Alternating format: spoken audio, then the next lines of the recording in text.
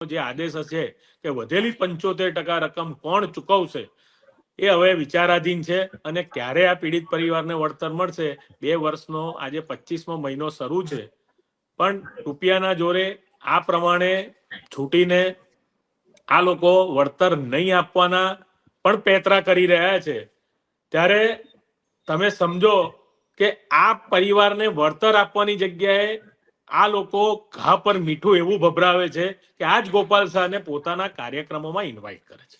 દુઃખની બાબત એ છે સાહેબ, તમે પૈસા ભલે નહીં આપો. આ એક જ ઘટના આશીષભાઈ, આ એક જ ઘટના એવું કહે છે કે ભાજપ જ આ જે એના ઠેકેદાર જે હતા, કોન્ટ્રાક્ટર, એની સાથે પીપીપી ધોરણે જે કામ જે ચાલતું હતું એમાં એ ભાગીદાર છે એવું આપણે કહી શકીએ. પરંતુ ગંભીર મુદ્દો એ છે, તમે વારંવાર કહ્યું છે આશીષભાઈ, કે અહીંયા કોઈ પણ નેતાઓ જયારે આવે છે ગાંધીનગરથી, ખાસ કરીને મુખ્યપ્રધાન છે, ગૃહપ્રધાન છે, ત્યારે આ જે પીડિત પરિવારોને એના ઘરે જઈને એને કેદ કરી દેવામાં આવે છે. પીડિત પરિવાર નજર કેદ કરી દેવામાં આવે છે, જેથી કરીને બહાર ન નીકળી. આ ખરેખર બહુ ગંભીર છે. વારંવાર આનો અવાજ પણ તમે ઉઠાવ્યો છે.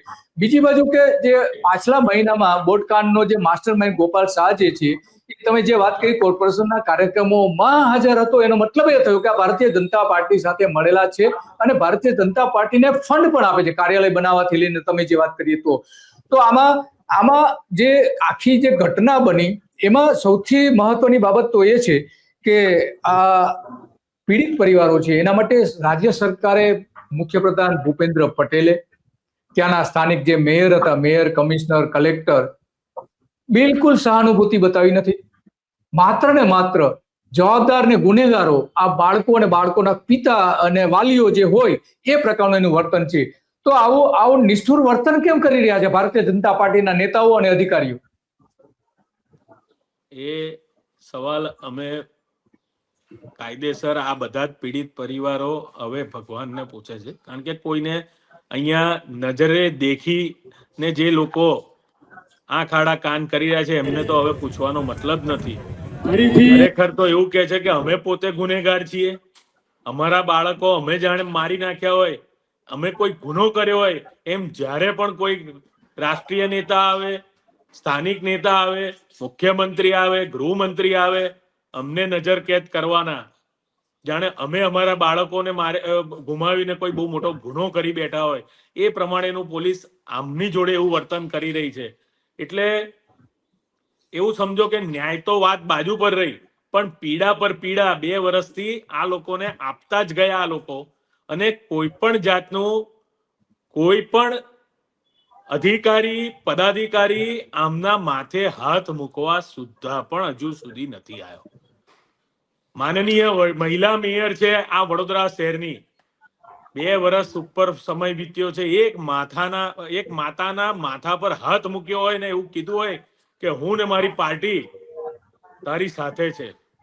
સૌથી દુઃખની બાબત છે કે આ જે બનાવ બન્યો એ વિસ્તાર અને મોટા ભાગનો આ જે પીડિત પરિવારો રહે છે એ લોકોનો એરિયા, એમાંથી આજે મહિલા અને બાળ વિકાસ મંત્રી છે 3 ટર્મના ભારતીય જનતા પાર્ટીના.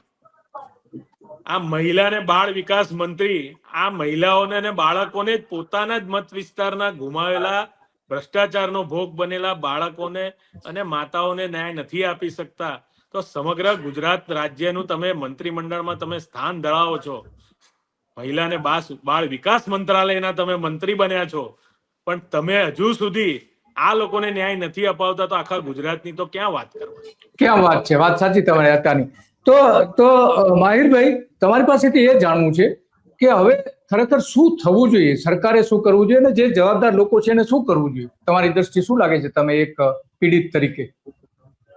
અમારી તો આશાઓ બધી બહુ હતી, પરંતુ હવે એક ચીજ ક્લિયર થઈ ગઈ છે કે સરકાર કે સરકારના નીચેના અધિકારી આ પ્રકરણના જે આરોપીઓ છે એમને સજા આપવા માંગવા નથી માંગતા. કારણ કે સજા આપે એમને તો અમને એવું લાગે છે કે ભાઈ આમાં સરકારની એ લોકો સાથે સંડોવણી હોય એવું અમને લાગી રહ્યું છે. પરંતુ એક વાત નક્કી છે કે જયારે કોઈ ના સાંભળે ત્યારે હાઈકોર્ટ અને સુપ્રીમ કોર્ટ તો અમારી સાંભળવાની જ છે. અને આ લોકોને ત્યાં જઈને જવાબ આપવો પડશે કે આ લોકોએ કેમ અમારા સાથે આવું કર્યું. અમને ઉપરવાળાથી એટલું વિશ્વાસ છે કે કોર્ટ અમને પૂછશે કે ભાઈ તમારા સાથે કોઈ અન્યાય કર્યું છે, ત્યારે આ લોકોને જવાબ આપવો પડશે. કારણ કે ઘમંડ તો રાવણનું પણ નથી રહ્યું, તો પછી આ લોકોનું શું આવે? શું વાત છે, વાત સાચી છે. તો મહાવીરભાઈ તમારો ખૂબ ખૂબ આભાર. હવે આપણે સમયની મર્યાદા છે, તમારો ખૂબ ખૂબ આભાર. તો આશીષભાઈ, આમાં સવાલ એ આવીને ઉભો રહે છે કે હવે શું કરશો? બધા ભેગા થઈને વાલીઓ અને તમે જે બધાને મદદ કરી રહ્યા છો, તો હવે શું કરવા માંગે છે વાલીઓ અને તમે પણ સાથે સાથે? હજુ પણ એક મોકો કદાચ કુદરતે એમને આપ્યો છે સુધરવાનો. પોતાનું પાપ કરેલું છે એને કઈક અંશે એમને સાફ કરવાનું, એમની ભૂલ જે કરી છે એ આ વર્ષે ફરીથી વડોદરા મહાનગરમાં બજેટની સભા છે ફેબ્રુઆરી મહિનામાં જ 15 દિવસ પછી. અને ગયા વર્ષે જ્યારે વિરોધ પક્ષ આ પીડિત પરિવારોને 25-25 લાખનું પરિવાર દીઠ વળતર આપવું પડે એવી એક દરખાસ્ત લાવ્યું હતું હરણી બોટકાંડ પીડિત પરિવારો.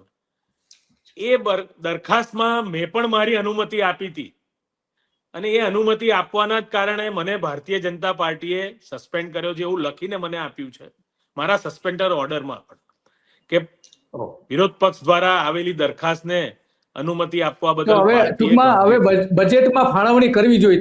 તમારે કહેવાનો મતલબ એવો નીકળે. સ્પષ્ટ માનવું છે કે આ છઠ્ઠું બજેટ વર્ષો પછી આવી રહ્યું છે કે પહેલી વાર ઇતિહાસમાં કોઈક બોર્ડને છઠ્ઠું બજેટ મૂકવાનો મોકો મળ્યો છે.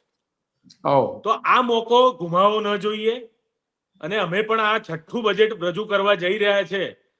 તો જે ગયા વર્ષે ભારતીય જનતા પાર્ટીના જે કોર્પોરેટરે વિરોધમાં આ દરખાસ્તની મતદાન કર્યું હતું, તો મારું એવું માનવું છે કે આ વખતે ભગવાને તમને ફરી સુધારવાનો એક બીજો મોકો આપ્યો છે અને આ વખતે ફરીથી માનનીય મહિલા મેયર શ્રી અને માનનીય મહિલા અને બાળ વિકાસ મંત્રી એવા મનીષાબેન પણ વડોદરા મહાનગરને સૂચના આપે કે આ દરખાસ્ત ફરીથી લાવવામાં આવે ને કોંગ્રેસે જો 25 લાખ કીધા હોય તો ભારતીય જનતા પાર્ટી મોટું મન રાખીને 30 લાખ કે 35 લાખ પરિવાર દીઠ ચૂકવીને આ પોતે કરેલા ભ્રષ્ટાચારના પર કઈક અંશે આ પરિવારોને રાહત મળે એવી દરખાસ્ત પર મંજૂરી કરાવી જોઈએ એવું મારું માનવું છે. ઓકે. આ તો આશીષભાઈ તમારો ખૂબ ખૂબ આભાર. ઘણી બધી વિગતો આપી અને તમે લડી રહ્યા છો, સત્ય માટે લડી રહ્યા છો, ભોગ બનેલા બાળકો માટે લડી રહ્યા છો. આવું ભારતીય જનતા પાર્ટીમાં જલે જ આવું ઉદાહરણ જોવા મળે છે કે જે લોકો માટે લડતા હોય. બાકી પાર્ટી કે પ્રમાણે કરી નાખે તો એને કોઈ વાંધો પણ નથી હોતો અને એમાં જ મોટાભાગના ખુશ હોય છે. પણ તમે એક હિંમતપૂર્વક લડી રહ્યા છો. ખરેખર વડોદરામાં તમારા જેવા વધારે લોકોની જરૂર છે કે જેથી કરીને અન્ય સામે લડી શકે. ખૂબ ખૂબ આભાર તમારો આશીષભાઈ. તો આ હતા આશીષભાઈ કે જે પીડિતો માટે વડોદરા બોટકાંડ થયું તેના માટે લડી રહ્યા છે અને એટલા માટે ત્યાં મુખ્યપ્રધાને પણ કહ્યું હતું કે જયારે રજૂઆત કરવા ગયા ત્યારે તમે કોઈ એજન્ડા સાથે આવ્યા છો. જેમને જે બે મહિલાઓએ રજૂઆત કરી હતી એમની મિટિંગમાં, તો કે તમે કોઈ ચોક્કસ એજન્ડા સાથે આવેલા છો. આ મુખ્યપ્રધાન છે આપણે, આવા નિષ્ઠુર મેયર, હવે નિષ્ઠુર મહિલા અને બાળ વિકાસ પ્રધાન વડોદરાથી જ આવે છે.